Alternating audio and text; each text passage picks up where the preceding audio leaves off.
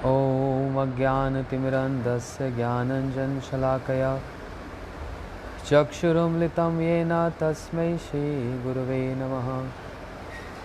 गुरवे गौरचन्द्राय राधिकायै तदालये कृष्णाय कृष्णभक्ताय तद्भक्ताय नमो नमः।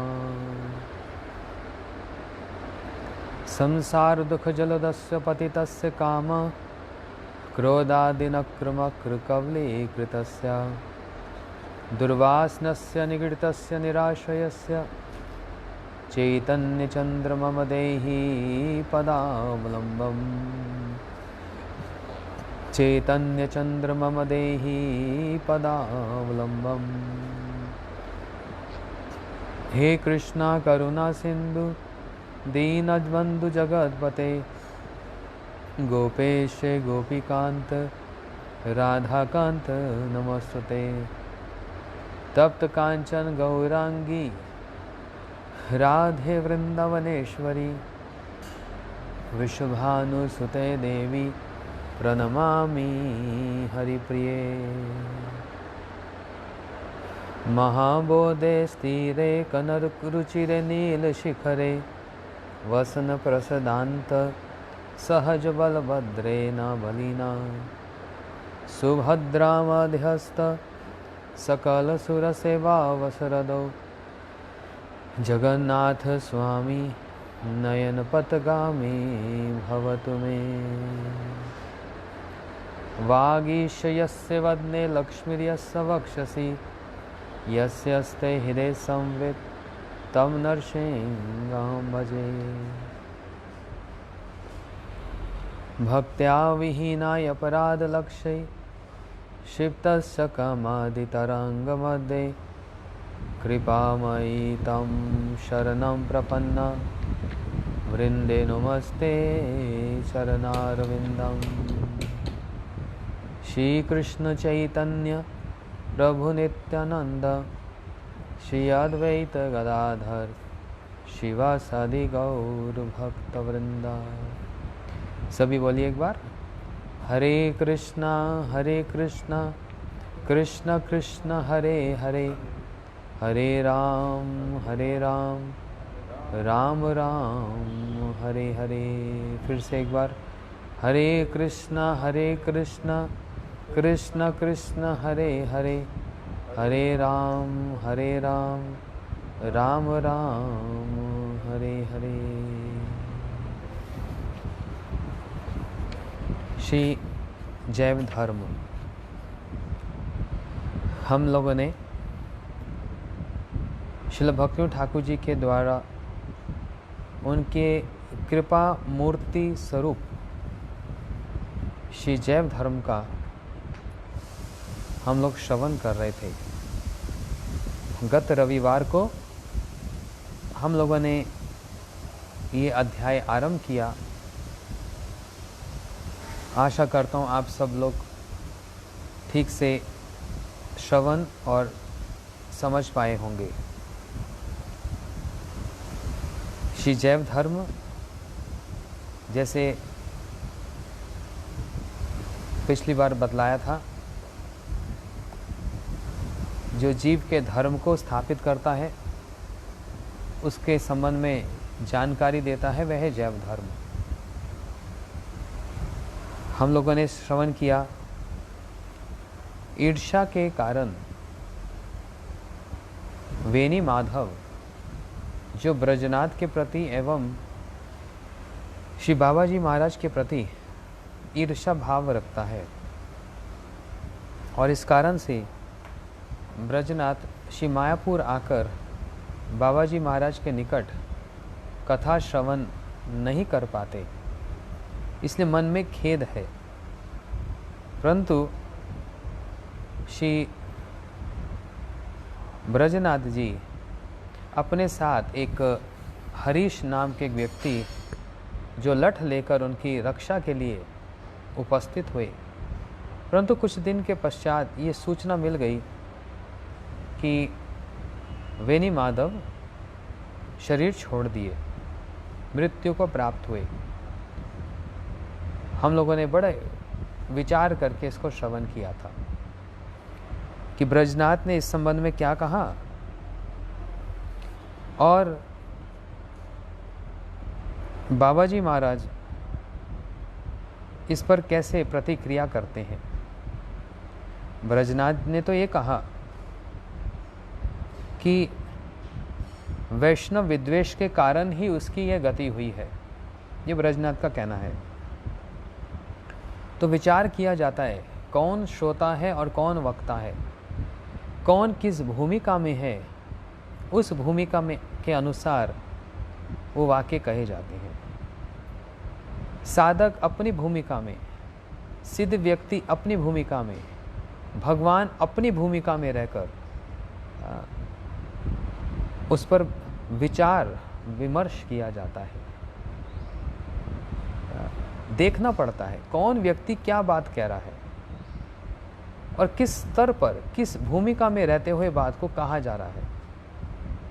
एक साधक की वाक्य का इतना मूल्य होगा या फिर एक सिद्ध व्यक्ति, एक जो भगवत परिकर है, उसकी बात का मूल्य होगा। अब कहेंगे दोनों ही तो भक्त हैं, लाल कपड़ा पहनते हैं, दोनों सन्यासी हैं। ये देखना पड़ता है श्री जीव गोस्वामी जी क्या बात कह रहे हैं, श्री रूप गोस्वामी जी क्या बात कह रहे हैं। दोनों की भूमिका में, किस भूमिका में, एक शिष्य की भूमिका में, एक गुरु की भूमिका में। ब्रजनाथ यहाँ पर इन्होंने वेनी माधव के मरने की समाचार को सुनकर ये इसका कंक्लूजन किया,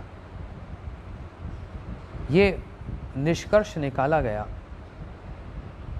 कि वैष्णव विद्वेष के कारण ही उसकी यह गति हुई है।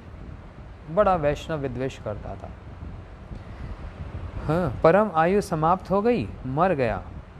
अब मेरे शिवास अंगन का आने जाने का कंटक दूर हो गया। ब्रजनाथ अपने हिसाब से सोच रहे हैं, परंतु आगे की बात सुनते हैं। यहाँ तक हम लोगों ने श्रवण किया था। ब्रजनाथ उसी दिन संध्या के पश्चात शिवास अंगम में पहुँचे और बाबा जी महाराज को प्रणाम करके बोले, आज से मैं पुनः प्रतिदिन आपके चरणों में उपस्थित हो सकूँगा।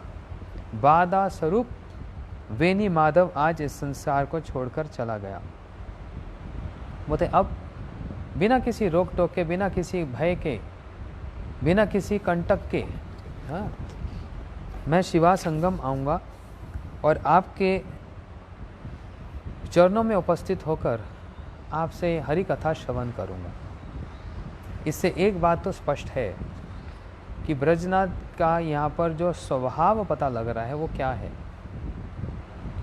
भक्त तो हैं, इसमें कोई संशय नहीं, परंतु जिज्ञासु हैं। श्री बाबा जी महाराज के निकट किसी और उद्देश्य से नहीं, एकमात्र हरि कथा श्रवण के उद्देश्य से आया जा रहा है। और उस कथा के बाधा स्वरूप जो भी कंटक है उसके दूरीभूत होने पर ब्रजनाथ प्रसन्न हो रहे हैं, और अन्यथा किसी से कोई ईर्ष्या नहीं है,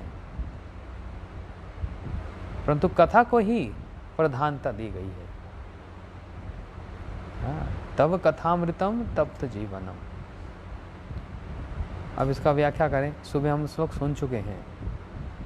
कथा की पिपासा किसी को लग जाए, आज सुबह जो हम लोग भक्ति स्वामी सिंधु बिंदु कथा सुन रहे थे, उसमें एक बड़ा सुंदर एक विचार उसमें आया, जिसको हम लोगों ने श्रवण कीर्तन किया कि ग्रीष्म ऋतु में, गर्मी के समय में तापमान 48-50 डिग्री सेल्सियस चल रहा है, और ऐसी स्थिति में यदि किसी को पिपासा ना लगे, प्यास ना लगे, तो उसको क्या कहा जाता है? ये व्यक्ति रोगी हो गया है, इसमें कुछ असुविधा है। और यदि पिपासा लगती जाए, बार बार पानी पीने की इच्छा होती जाए, इसका मतलब ये स्वाभाविक है ना। ये स्वाभाविक है। इसलिए रागात्मिक जो जन होते हैं, भगवान के जो नित्य परिकर, उनको रागात्मिक जन कहा जाता है। और उनके गुण के संबंध में क्या कहा जाता है? इष्टे स्वारसकी रागम, स्वारसकी अर्थात स्वभाव की एक जो राग अर्थात आसक्ति होती है उनमें, कहीं से आगंतुक आई हुई या फिर किसी प्रकार से उत्पन्न की हुई आसक्ति नहीं होती। स्वारसकी रागम परम द्वेष तन्मय भवेद भक्ति सा रागात्मिका उच्यते। स्वाभाविक ही प्रेम होता है।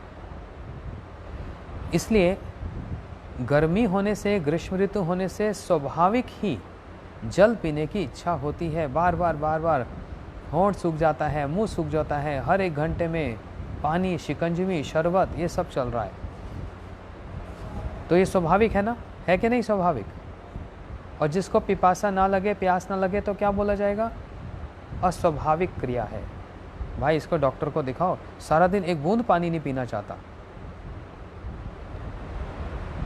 समझ रहे हैं? बोलते उसी प्रकार क्या? हरि कथा की पिपासा, जहाँ पर तापमान इतना अधिक है कि जैसे आग में बैठे हुए हैं। हम लोग सभी भले ही एसी में बैठे हैं, कूलर में बैठे हैं, पंखे में बैठे हैं, लेकिन आग में बैठे हैं, क्योंकि ये संसार दशा को प्राप्त है। और वह संसार दशा क्या है? संसार दावा नवनीद लोका त्रनाय कारुण्य घना घनात्मम प्राप्तस्य कल्याण गुणरुणवस्य वंदे गुरुश्री चरणारविंदम। संसार के 3 ताप में, एक ताप नहीं, 3 ताप में। 3 ताप मतलब कैसे समझेंगे? उदाहरण से, एक तो गर्मी बहुत पड़ गई, 50 डिग्री टेम्परेचर। दूसरा, गर्मी बहुत, और फिर दूसरा जो इन्वर्टर है जिससे ना, दूसरा लाइट चली जाए। एक तो गर्मी बहुत पड़ रही है, चलो कोई बात नहीं, एसी कूलर पंखा है, लाइट चली जाए तो चलेगा एसी कूलर, पंखा तो चलेगा लेकिन छत से गर्म हवा आएगी। ये दूसरा ताप। तीसरा ताप, इन्वर्टर फूक गया जी, इन्वर्टर खराब हो गया। 3 ताप हो गए ना तो गर्मी में क्या करेगा? झुलस जाएगा। उसी प्रकार हम लोग 3 ताप, वो तो एक उदाहरण स्वरूप कहा बात को, परंतु आदि दैविक, आदि भौतिक, आध्यात्मिक क्लेश में पड़े हुए हैं, लेकिन प्यास नहीं लग रही। इतने 3 ताप में बैठकर भी प्यास नहीं लग रही, मतलब अस्वाभाविक क्रिया है, कुछ गड़बड़ है, रोगी है। और यदि बार बार पीने की इच्छा हो, इसका मतलब स्वाभाविक ही है। तो आप विषय को समझना जो कहने का प्रयास कर रहा हूँ, कि संसार के 3 ताप में बैठकर हम लोगों को यदि पिपासा, प्यास नहीं लग रही, किसकी प्यास नहीं लग रही? बोलते हैं हरि कथा रूपी अमृत की प्यास यदि नहीं लग रही है, इसका मतलब रोगग्रस्त हैं, इसका मतलब रोगी हैं, अस्वाभाविक क्रिया है। प्यास नहीं लग रही, कथा की रुचि नहीं। जिस कथा के संबंध में क्या कहा गया? निवृत्त तृष्ण उपगीय मानद भवोषि श्रोत्रम मनोभिरामद कौत्तम श्लोक गुणानुवादन पुमान विरजित यत पशु घनात। जिनकी संसार दशा दूर हो चली गई, जो मुक्त हो गए, उनके लिए ये क्या है? उपगीय मानद, आस्वादनीय वस्तु है। भव औषधि श्रोत्रम मनोभिरामद, भव रोग की जो औषधि है, जो हित कर्ण रसायन कथा, जो हित को, हृदय को और कान के लिए जो रसायन कथा है, ये सब समय आदरणीय और ग्रहणीय और वांछनीय ये वस्तु है। क्या? हरि कथा। और जिसको इसकी पिपासा लग गई, सारा दिन उसकी इच्छा होती है मैं और सुनूं, मैं और सुनूं, मैं और सुनूं। हरि कथा का स्वभाव और गुण ही ऐसा, आज सुबह वर्णन कर रहे थे हम लोग, क्या? जो संसार से विपरीत है, विवर्त है। यहाँ पर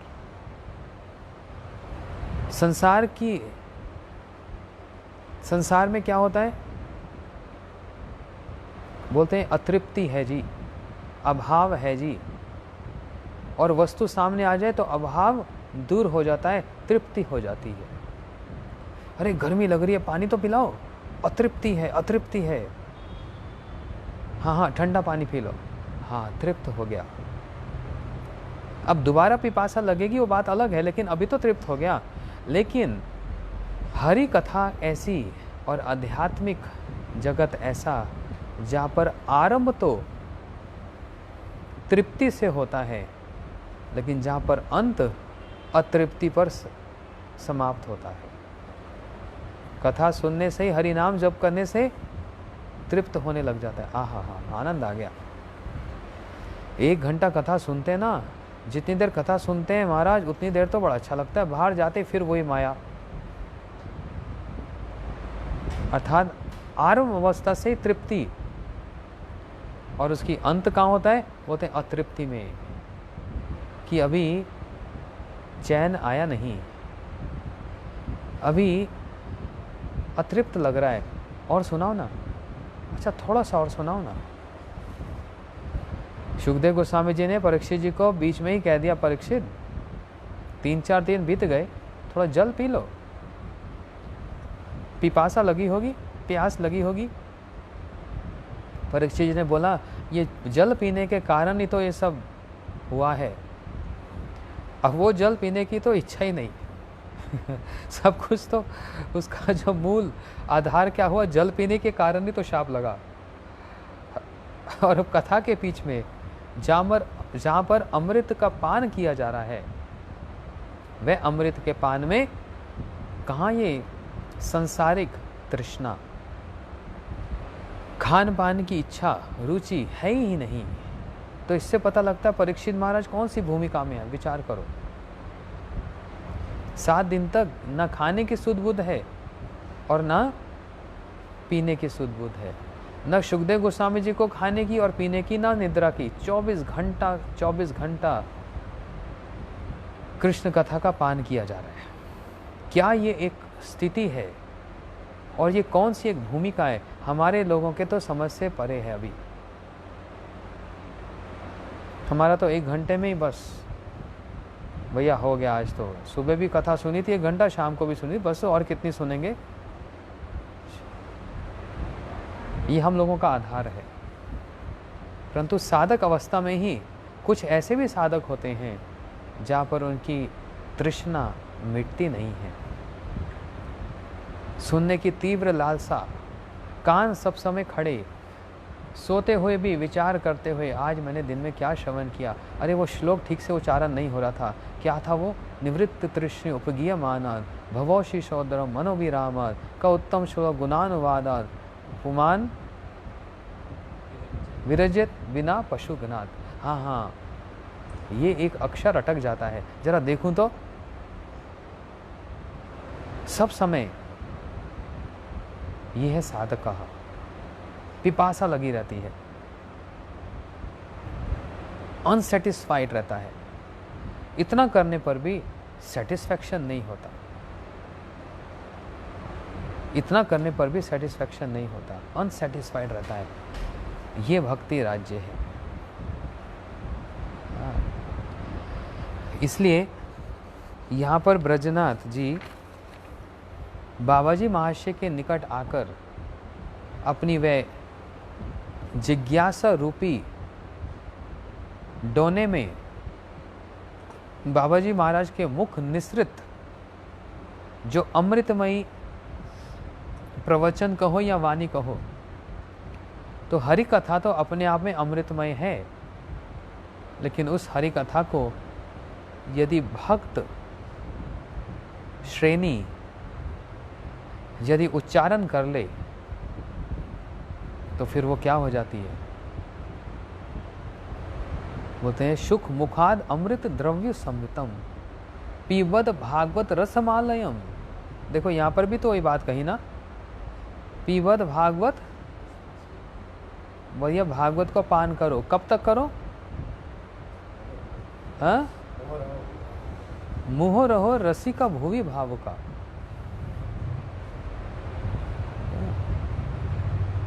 पीबद भागवत रसमालयम मुहो रहो रसिका भुवि भाव का। किसी स्तर पर इसका कोई समापन है? किसी स्तर पर यह कोई खंडित है? आज सुबह सुना ना, कितने वर्षों से भागवत कथा चल रही है, इसका समापन हो रहा है? बढ़ता ही जा रहा है। ये रस ही ऐसा है, मुहो रहो रसी का भुवि भाव का। बार बार बार बार भाव अवस्था में, प्रेम अवस्था में भी इसका पान करने की इच्छा हो जाए, और प्रेम अवस्था में तो और स्थिति अजीब सी है। क्या अजीब सी है भैया? प्रतिपदम पूर्ण अमृत स्वादनम। एक एक पग पर पूर्ण अमृत का स्वाद होता है, लेकिन स्वाद होने पर भी अतृप्त रहता है। भाई ये भी एक रोग है। अब खाए पिए जा रहे हैं, लेकिन तृप्ति नहीं हो रही। बीमारी है ना, तो बीमार तो रहना ही है, बीमारी से बच नहीं सकते। समझना कौन सी बीमारी कह रहा हूं मैं, भाव को समझने का प्रयास करना। ये हरि कथा रसायन, ऐसा रसायन है जहां पर एक और तो एक बीमारी का तो निराकरण हो गया, लेकिन दूसरी बीमारी साथ साथ लग जाती है। दवाई खाओ ना, हाँ जी ये पेन किलर है, शरीर में पेन हो रहा है, पेन किलर खा लो, पेन लगता ही नहीं है। कहीं भी कोई नाखून टूट जाए, कुछ शरीर में कुछ हो जाए, पेन किलर खा लो, पेन अनुभव ही नहीं होता। उस औषधि ने क्या कर दिया? पेन तो है, लेकिन उस पेन को क्या कर दिया? हाँ? ढक दिया। अब ये थोड़ा कि पेन ही समाप्त हो गया है, पेन तो है, सुबह फिर उठेगा। लेकिन उस औषधि ने क्या किया? उस पीड़ा को, उस पेन को, उस दर्द को ढक दिया, जब तक उसका प्रकोप रहेगा, जब तक उस दवाई का असर रहेगा। यही तो होता है ना। हरि कथा भी ऐसी है। पान किया, अब 3 ताप तो हैं, 3 ताप तो ढक गए, उसकी अनुभूति नहीं हो रही। तो ये नहीं भक्तों को कष्ट नहीं आता। कौन सा ऐसा भक्त है जिसको कष्ट नहीं आया? कौन सा ऐसा है? ध्रुव जी को आया नहीं, मीरा जी को आया नहीं, प्रहलाद जी को आया नहीं, पांडव को आया नहीं, गोपियों को आया नहीं। किसको नहीं आया? सुदामा जी का अलग कष्ट है, गोपियों का अलग कष्ट है, पांडव का अलग कष्ट है, परंतु ये दूसरी भूमिका है। तो भी एक ही वस्तु है, कष्ट होने पर भी उसका अनुभव नहीं होता है। वो क्या है? तव कथामृतम, भगवान की कथा। अब ये उस भूमिका, और साधक अवस्था में भी घर में झगड़ा है, काम नहीं चल रहा है, ये है वो है, बच्चा ऐसा हो गया, सब कुछ है, लेकिन जिसकी पिपासा उस कथा में लगी हुई है ना, तो वो पेन किलर का काम करती है। औषधि खा ली, दर्द तो है लेकिन अनुभव नहीं होता। कर्म भोग तो है, लेकिन उसको भोगने की क्षमता प्राप्त हो जाती है। लेकिन इस दवाई का, पेन किलर का भी एक साइड इफेक्ट भी होता है। क्या जानते हैं? इसको खाने से किडनी डैमेज होती है। एक बार कभी खा लिया तो अलग बात है, और रोज ही खा लो और 10-10 खा लो, बस 2-3 साल में किडनी खराब। एक बीमारी तो समाप्त हुई, दूसरी लग गई, फिर उसके लिए दवाई चाहिए, है ना। यहाँ पर भी वही स्थिति है। भव रोग वाला रोग तो समाप्त हुआ, किसके द्वारा? कथा अमृत के द्वारा, कथा रूपी अमृत के द्वारा भव रोग तो समाप्त हुआ, प्रेम रोग और लग गया। इस कथा से बच के रहना।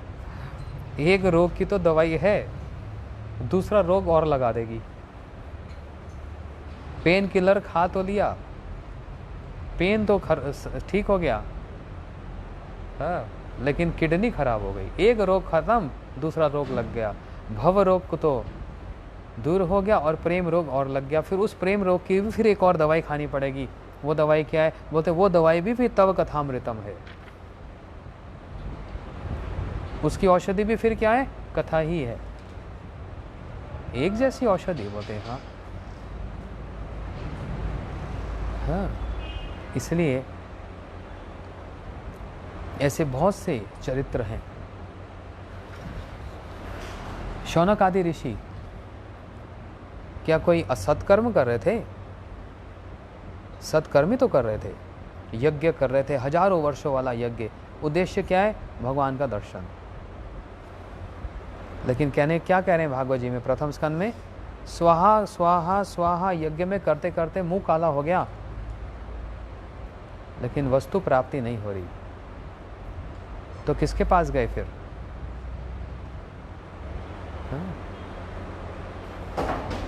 सुत गोस्वामी जी के निकट गए। सुत गोस्वामी जी के निकट गए और फिर उनके मुख से सुत सुत महाभागा, उनसे जब कथा श्रवण की तो पिपासा दूर हुई। यज्ञ से नहीं हुई, न दान से, न तप से, न यज्ञ से, न स्वाध्याय से। इसके भव रोग की और प्रेम रोग की, दोनों की एक ही औषधि है। एक का निराकरण, दूसरे की प्राप्ति, दोनों का ही एक ही उपाय है। क्या? तव कथामृतम, भगवान की कथा। भवंत हितकर्ण रसायन कथा। ठीक है। स्वयं भगवान पांडवों को अम्बरीश महाराज, पांडवों को भीष्म पितामह जी के पास ले गए, उनको सत्संग सुनवाने के लिए। अरे प्रभु, आप ही सत्संग सुना दो। नहीं, मैं कैसे सुनाऊं? मेरे विषय पर तो सत्संग होता है। भगवान ने पांडवों को कितनी सांत्वना प्रदान की, उनको शांति नहीं मिल रही, नहीं मिल रही। लेकिन भीष्म जी के पास लेकर गए, वह सुनाएंगे और उनसे सुनकर तब इनको शांति मिली। रौगन राजा कपिल मुनि के आश्रम में एक प्यासे की भांति जा रहे हैं, पिपासु हैं, और जड़ भरत जी से कथा श्रवण की। ऐसे हजारों लाखों करोड़ों ऐसे चरित्र हैं भक्तों के, जहाँ पर किस वस्तु का मूल्य है? बोलते कथा रूपी अमृत का ही मूल्य है। वे कथा रूपी अमृत के सामने समस्त संसार के अमृत फीके पड़ जाएं। पिदाबि नवकाल कूटा कुटुटा गर्वस्व निर्वासना। कहा ना, बोलते ये ऐसा एक प्रेम है जिसके आगे अमृत का जो अमृतत्व है वह फीका पड़ जाए, जिसके आगे विष का जो विषत्व है वो भी लज्जा आ जाए, उसको भी लज्जा आ जाए, अमृत को भी और विष को भी। किसके आगे? उस प्रेम के आगे। कौन सा प्रेम? बोलते कृष्ण प्रेम, जो जीवन का प्रयोजन है। इसलिए बहुत विस्तार है जैव धर्म का, एक एक क्रिया का, एक एक बात का। कि यहाँ पर ब्रजनाथ जा रहे हैं श्रवण करने, और जहाँ पर बाधा लगी वहाँ पर छटपट होने लगे। और हमारे बहुत सारे भक्तों के जीवन में कह रहा हूँ, कथा में बाधा आ जाए तो बड़ा आनंद आ जाए। हाँ, अरे उन महाराज जी की भागवत है फरीदाबाद में, अब सारे जा रहे, जाने पड़ेगा, चलो कृष्ण जन्म वाले दिन जाएंगे, 4 दिन हो जाएंगे, उस दिन थोड़ा सा बैठ जाएंगे। हाँ, पूरी तैयारी की, और रोज़ तो एक नए नए बहाने। आज ना वो बच्चों का पेपर था, कल क्या था, कल मैं बहुत बिजी था। क्यों, क्या आप करते क्या हो? सुबह 10 बजे तो उठा था, फिर उठा, चाय पी, थोड़ा बाहर पड़ा, नाश्ता किया, ऑफिस गया 1 बजे, आते आते 6-7 बज जाते हैं, थोड़ा सा टीवी देख लिया, थोड़ा जिम भी जाता हूँ, और सोते सोते 11-12 बज जाते हैं। टाइम कहाँ है, बहुत बिजी लाइफ है। तीसरे दिन कुछ और बहाना, अब चौथे दिन तो जाना ही पड़ेगा। लेकिन जिस दिन जाने लगे चतुर्थ दिन की कथा सुनने, और भारी बारिश आ गई, बस बारिश में तो पानी भर जाता है, तो मैसेज आता है आज नहीं आएंगे जी। क्यों, बारिश आ गई ना, आज वर्षा हो गई ना, वो ट्रैफिक जाम हो जाता है, बड़ा चिकचिक होती है। क्या अर्थ है, पिपासा नहीं है, उस वस्तु की प्यास नहीं है। और अपने व्यवसाय के लिए कि अभी मैं 3 घंटा काम करूंगा तो 1 लाख रुपया मिल जाएगा मुनाफा, उसके लिए सिर के बल भी जाना पड़ेगा, तब भी जाएगा। बारिश क्या, ओले भी गिर जाएं, क्यों, पिपासा उसी की है ना। श्री बिलमंगल ठाकुर जी को पिपासा है चिंतामणि से भेंट करने की, उन वैश्य से भेंट करने की इच्छा, उनसे मिलन की इच्छा। इसलिए नदी के ऊपर मुर्दे पे बैठकर तैर कर चले गए, सांप को रस्सी समझकर खिड़की से कूद पड़े, पिपासा है ना। ये एक अलग प्रकार की पिपासा है। श्री सनातन गोस्वामी पाद जी रोज गोवर्धन की परिक्रमा करते, भगवान निषेध कर रहे हैं, सनातन और करने की आवश्यकता नहीं, लेकिन पिपासा है ना, छोड़ा नहीं। इसलिए अलग अलग प्यास है। अब ये हम पर निर्भर करता है कौन सी प्यास को बुझाना है। ये तो एक ऐसी अग्नि है जो प्रज्वलित हो जाए, दीप्त सुदीप्त, और न जाने कितने आकार को धारण करे। हरि कथा रूपी ये औषधि भी है, ये रसायन भी है, और ये अमृत भी है। निवृत्त तृष्य उपगीयमानम भवौषधि सोदरम मनोविराम, ये औषधि स्वरूप है। और रसायन क्या है, बोलते हैं भवंत हित कर्ण रसायन कथा। जहाँ पर परीक्षित महाराज जी सुखदेव गोस्वामी जी को हरि कथा को औषधि के रूप में ले रहे हैं। अब वो कौन सी भूमिका में औषधि के रूप में ले रहे हैं ये भी देखना पड़ेगा। जैसे मैं बोल रहा हूँ, पेन किलर एक औषधि है,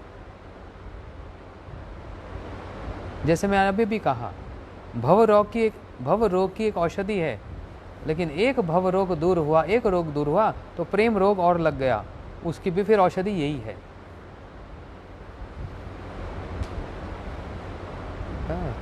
तो परीक्षित महाराज जहाँ पर कथा को औषधि के रूप में वर्णन कर रहे हैं, श्री कपिल भगवान उसी कथा को भवंति हित कर्ण रसायन कथा, उसको रसायन के रूप में वर्णन कर रहे हैं। और उसी कथा को गोपियों ने अमृत के समान माना। तव कथामृतम तप्त जीवनम, तीनों एक साथ है। बोलते इसका कोई साइड इफेक्ट है? बहुत भारी साइड इफेक्ट है, बहुत भारी साइड इफेक्ट है। बोलते भैया वो क्या है? उसका साइड इफेक्ट तो फिर ये है कि भव एह वहंगा भिक्षु चर्जम चरंती। भ्रमर गीत राधा जी उद्धव जी से कह रही हैं कि यद अनुचरित लीला कर्ण पीयूष विपुरट। भ्रमर गीत सुनना। कृष्ण, आप इन कृष्ण की एक कथा भी यदि किसी के कान में चली गई, एक कथा भी, यद अनुचरित लीला कर्ण पीयूष विपुरट, चली गई या किसी ने धारण कर ली, दोनों अवस्था में एक ही काम हो जाएगा। एक तो अपने आप चली गई। श्री भक्ति हृदय वन गोस्वामी महाराज जी औषधि लेने के लिए खड़े हैं और प्रभुपाद जी के एक कथा चल रही थी निकट में ही, बस उसको श्रवण किया, बस कान से श्रवण करते ही बस वैराग्य। तो या तो स्वतः ही चली जाए या फिर कोई उड़ेल दे। दवाई तो दवाई है ना। कान में दर्द है, डॉक्टर ने बोला ये दवाई डालनी है, अब डालने का प्रयास करें या तो अपने आप डाल दो या अपने आप ही चली जाए, वो रोग तो दूर करेगी है ना, ये रोग तो दूर करेगी। क्या बोला?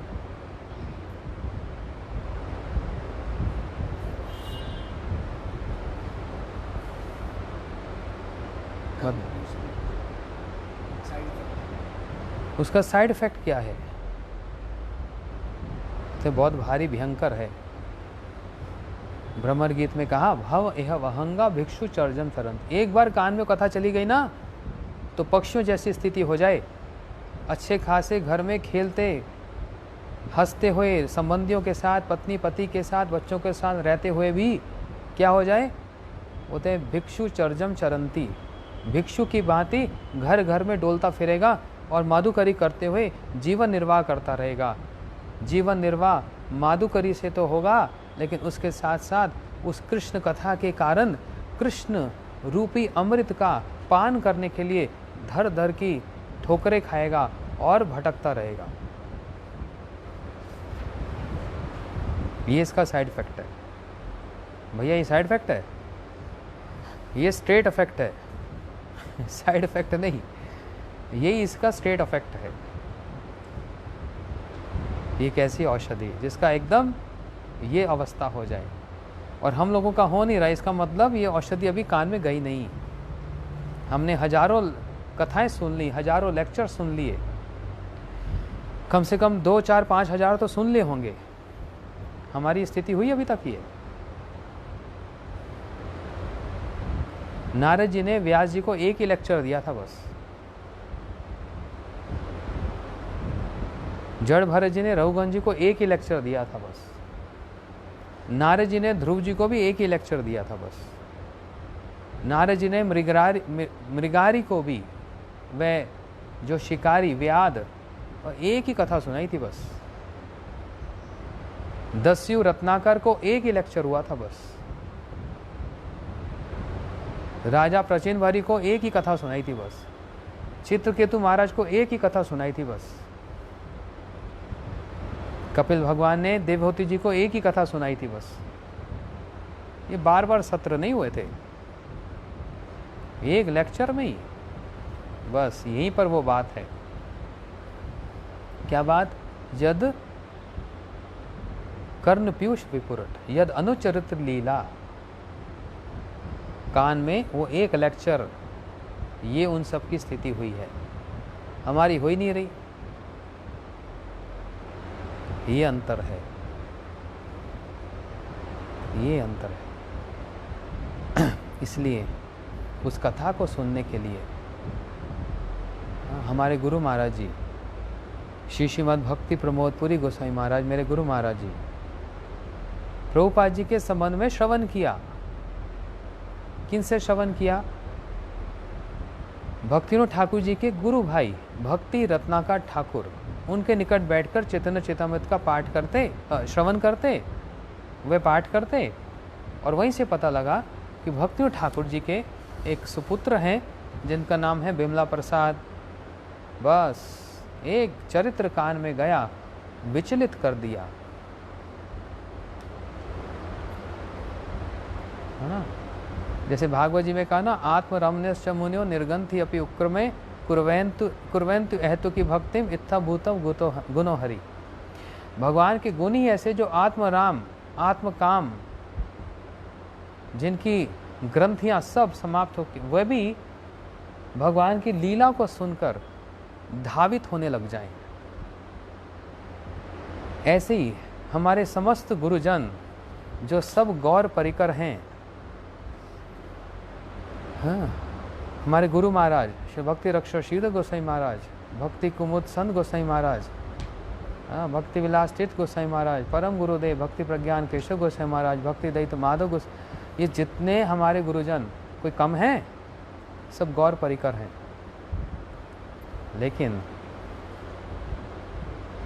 इत्थम भूतो गुणो हरि, प्रभुपाद जी के गुणों को श्रवण करके, उनके विचार को श्रवण करके सब धावित हो गए, प्रभुपाद जी के चरणों में सब उपस्थित हो गए। एक ही लेक्चर बस, और हम इतने सुन चुके हैं, हमारी तो पता नहीं बीमारी क्या है, रोग ही क्या है, प्यास ही लग नहीं रही है, प्यास ही लग नहीं रही है। क्या दुर्दशा है हमारी, सच में है कि नहीं बताओ। भगवान की कथा इतनी मधुर सुंदर, वैष्णव चरित्र कितना उत्साह बल देने वाला, तब भी नींद में ही अपूर्ति, नींद ही पूरी हो जाए, इसी का भय रहता है। नाना प्रकार के स्वादिष्ट भोजन मिलते रहे, बस इसी में मन धावित रहता है। कभी विचार किया कि रबड़ी सुनने से, पकौड़ी सुनने से, सुनने मात्र से कि आज अभी ये मिलेगा, तो जीभ लपलपा जाती है। कभी ऐसी स्थिति कि चलो अब कल सुबह मंगल आरती नहीं होगी भैया, 8 घंटा सो सकते हो, आहा, आज तो बड़ा सुख का समाचार मिला है। क्या यही आनंद तब प्राप्त होता है जब ये कहा जाए कि कल से, आज केशव व्रत समाप्त हुआ, आज तक जो किया, कल से एक और हम व्रत लेते हैं, दिन में 5 बार हरि कथा सुनेंगे। अरे राम राम, ये नहीं हो पाएगा। नींद में कटौती कर सकता हूँ, नहीं, नींद में कटौती नहीं कर सकता, भोजन में कटौती नहीं कर सकता, कथा में ही कटौती है ना। क्या हम लोग साधक हैं? ये साधक का लक्षण नहीं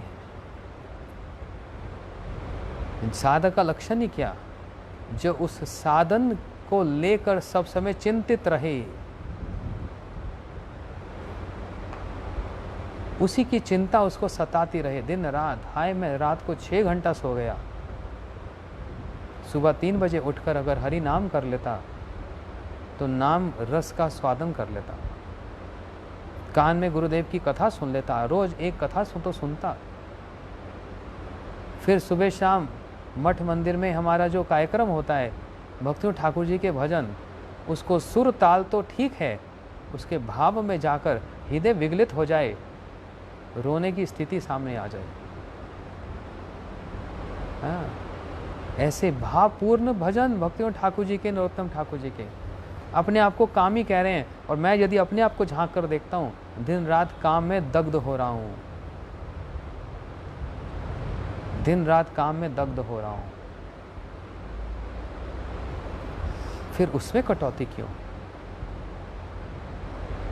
निरंतरमयी साधन को ठीक रखने के लिए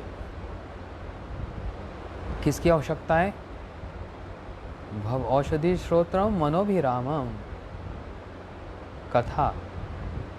और जिसने कथा को आदर दे दिया, उसने सब पा लिया।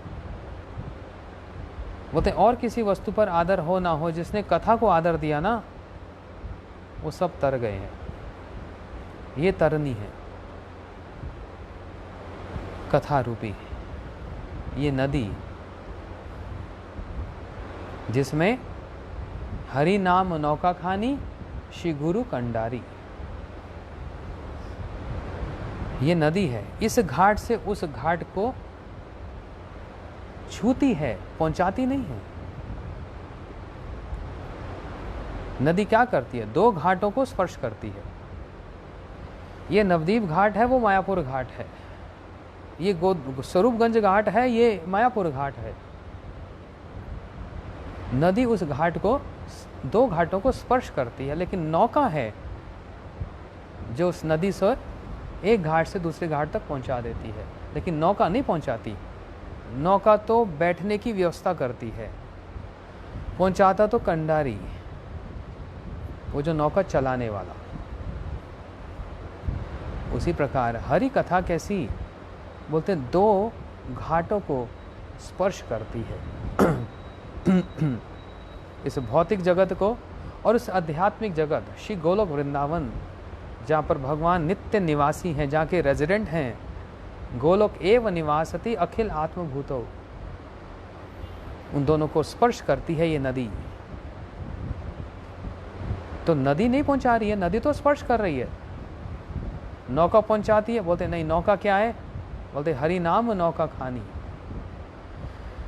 हरि नाम तो नौका की भांति है उस नदी पर चलने के लिए, लेकिन पहुंचाता कौन है, श्री गुरु। वे नौका चलाने वाले पहुंचाएंगे तो वो, लेकिन वे गुरु आश्रय तो इन्हीं दोनों वस्तु का ही लेंगे, एक घाट से दूसरे घाट तक पहुंचाने का। कैसे, बोलते नौका का और नदी का, तो हरि नाम का और हरि कथा का। ये है तीव्र लालसा। इसलिए विषय थोड़ा बड़ा हो गया। ब्रजनाथ जी उसी दिन, जिस दिन ये सूचना मिली कि बेनी माधव मारा गया, शिवा संगम में पहुंचे और बाबा जी महाशय को प्रणाम करके बोले, आज से मैं पुनः प्रतिदिन आपके चरणों में उपस्थित हो सकूंगा। बाधा स्वरूप बेनी माधव आज संसार को छोड़कर चला गया। ठीक है। परम कारुणिक बाबा जी महाराज इस अनुदित विवेक जीव की मृत्यु की सूचना से पहले बड़े दुखित हुए। भक्तों का स्वभाव है, क्या स्वभाव है, पर दुखे दुखी। और हम लोगों का स्वभाव क्या है, पर दुखे सुखी। हाँ, इसको दुख मिल जाए पर हम आनंद हो जाए। इसने मेरे लिए एक बार ऐसा कहा था ना। लेकिन बाबा जी महाराज ने जब सूचना मिली तो पहले दुखित हुए और फिर उस दुख के कारण कुछ स्थिर होकर बोलने लगे, सर्व कर्म फल भुक पुमान। शास्त्रों का प्रमाण दिया, हर परिस्थिति में शास्त्र का प्रमाण दिया जाता है। भाई आज बड़ा दुर्दिन है, क्यों, बाहर निकला ही नहीं जा सकता, बारिश इतनी तेज है जी, दुर्दिन है। और प्रभुपाद जी कहते हैं दुर्दिन कौन सा, बोलते हैं जिस दिन हमने कथा नहीं सुनी वही दिन दुर्दिन है। अजी उस गांव में अकाल पड़ गया जी, लोग भूखे मर गए। प्रभुपाद जी कहते हैं अकाल का अर्थ क्या, जहां पर शुद्ध हरि कथा का परिवेशन ना हो वही अकाल है। वहां पर भी लोग झुलस कर मर रहे हैं, बिना उस कथा के भी लोग मर रहे हैं, क्योंकि शुद्ध कथा नहीं मिल रही, मिश्रण मिल रहा है, कर्म मिश्रा, ज्ञान मिश्रा, योग इत्यादि। कथा को सुनने के लिए भी कथा चाहिए। एक बड़ा सुंदर एक प्रश्न किया किसी एक भक्त ने, कल की ही बात है, कि महाराज जी प्रेरणा नहीं होती, हृदय ललायत नहीं हो पाता, प्रेरणा नहीं मिलती, तो उसका उपचार क्या है। मैंने कहा कथा सुनते हो, वो तो मिलती नहीं, कोई आ जाए तब तो होता है। तो मैंने कहा भाई आजकल तो अभी आज की डेट में फेसबुक पर कम से कम 5-7 कथा इधर उधर हो रही हैं। पूरी में महाराज बैठे वो करते हैं, मथुरा मठ में वो बैठे वो करते हैं, इधर वो करते हैं, गृहस्थ भक्त भी कर रहे हैं, 5-5 7-7 कथाएं हो रही हैं। आप कह रहे हो कथा नहीं। बोलते हैं आप समझाइए, मेरे को समझ नहीं आ रहा। मैंने कहा बात तो यही है कि उस कथा को सुनने के लिए भी फिर एक कथा चाहिए। किस कथा को सुनने के लिए? अर्थात उस कथा को सुनने की प्रेरणा के लिए भी फिर एक कथा चाहिए, जिससे प्रेरणा तो मिले, हाँ मेरे को कथा सुननी है। कथा के लिए भी कथा चाहिए, है ना? तो इसलिए हर स्थिति अनुकूल हो या प्रतिकूल हो, दोनों स्थिति में विचार करो। ये हमारा एक अभ्यास है। देखो हम लोग साधक हैं अभी, तो बहुत बड़े बोल नहीं बोलने चाहिए, अपने आप को आर्टिफिशियल दिखाकर, हाँ मैं तो जी ये स्थिति पहुंच गया, मैं तो, अरे क्या स्थिति पहुंच गया? कौन सी स्थिति में पहुंच गया? बड़ी सुंदर कथा बोलने लग गया, 15 श्लोक सुना दिए, बड़ी सुंदर स्थिति हो गई, बस कथावाचक ही तो बना। ये बात नहीं। हर स्थिति में जहां पर शास्त्र प्रमाण हो, गुरु वाक्य हो, इसको कहते हैं एब्जॉर्प्शन, इसको कहते हैं मन आविष्टता। आविष्टता कहाँ है, ये देखना पड़ता है। और संसारिक लोग बस ऊपर से कथा सुनकर, अरे महाराज ने ना इतनी अच्छी कथा की, बड़ा ही आनंद आया, 5-6 श्लोक भी बोल दिए, आहा बस हो गया, इसी में ही मैं फूल जाऊंगा। अरे वाह, 10 मैसेज आ गए, महाराज ऐसी कथा नहीं सुनी, छाती फूल गई। अविष्टता कहाँ है? अनुकूल प्रतिकूल स्थिति में कौन से भगवत लीला परक विचार को लिया, या कौन से भागवत गीता का श्लोक का विचार लिया, तब बोलते हैं कृष्ण भावनामृत, कृष्ण कॉन्शियसनेस। भाई उस स्थिति में उस समय प्रभुपाद जी ने ये कहा था। आज हमारे यहाँ पर एक मृत्यु हुई, कोई बोलता है, हाँ भाई प्राणी नाम मृत्युम ध्रुवम, भागवत जी तो यही कहती है, इत्यादि इत्यादि बहुत से उदाहरण हैं। हर स्थिति में, हर परिस्थिति में उसमें अविष्टता जो रहे, तब देखना साधन करने में क्या आनंद मिलता है। हर चीज को बड़े ध्यान से देखो। मंगल आरती का दर्शन करें तो एक विचार करके, बस ऐसे ही नहीं गाए जा रहे हैं, बस गाना ही तो है 15 मिनट, ताली तो बजानी है, आरती लेनी है, प्रणाम करना है। रोज एक मैकेनिकल मशीन चलती है ना, घर घर घर घर घर, अरे मैकेनिकल नहीं है, भावना है वहां पर। कौन लिख रहा है उस भजन को, किस आविष्टता से लिख रहे हैं वो मंगल आरती? परम गुरुदेव भक्तिवेदांत ठाकुर जी के सामने खड़े हैं। अभी अभी क्या लीला इन्होंने समाप्त की है, किस उद्देश्य से जगाया जा रहा है और क्या बोलकर जगाया जा रहा है? अरे भाव में तो पहुंचो। और फिर उनसे मांगने का भी एक ढंग होता है, क्या मांगा जाए भगवान से। तो क्या करो, हमारा बात एक उठाते हैं और इसकी दिशा कहीं और पहुंच जाती है। ये भी एक रोग है। बाबा जी महाराज ने सुनने के साथ ही क्या कह दिया, कहने लगे सर्व कर्म फल भुक पुमान। क्या पुरुष अपने कर्मों का फल भोग करता है, जीव कृष्ण का है, कृष्ण उसे जहां भेजेंगे वह वहीं जाएगा। बाबा तुम्हें और कोई कष्ट तो नहीं है। भाई उसकी मृत्यु हो गई, अब इसमें हंसने से होगा क्या, है ना? जब तक व्यक्ति जीवित रहता है, अरे इसने ये किया, उसने वो किया, इसने वो किया, ऐसे किया था, वो किया था, फलाना ये वो। और मृत्यु के बाद जब धर्म सभा हो, अच्छा व्यक्ति था, बड़ा सज्जन व्यक्ति था, मधुर भाषी था, जब भी जाओ मठ में वह हाथ जोड़कर प्रणाम करता था, प्रसाद भी देता था। तब उस समय सारे गुण याद आते हैं, क्योंकि वो रहा नहीं ना। और जब वो रहता है तो सारे दोष स्मरण होते हैं, जबकि उसके रहने पर यदि गुण स्मरण हो तो, है कि नहीं? ये भी एक बड़ी विचित्र बात है। जब कोई मर जाए तो अच्छे तो थे वैसे, जो कुछ भी कहो, लेकिन अच्छे थे। और जब थे तब अच्छे नहीं थे, तब उनसे बढ़कर कोई बुरा नहीं था।